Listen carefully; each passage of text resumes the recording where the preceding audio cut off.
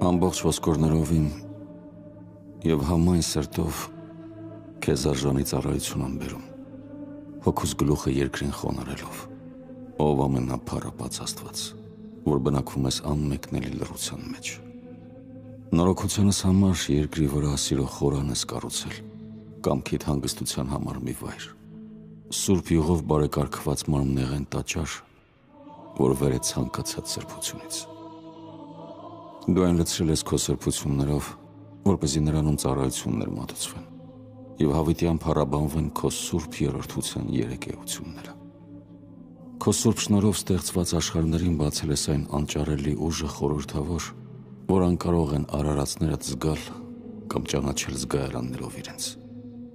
Հրեշտակային արարածները լռության մեջ հիացմունքով են տոգորվում քո հավիտենական ու փառավոր ուժի դիմաց, քանզի լռությամբ են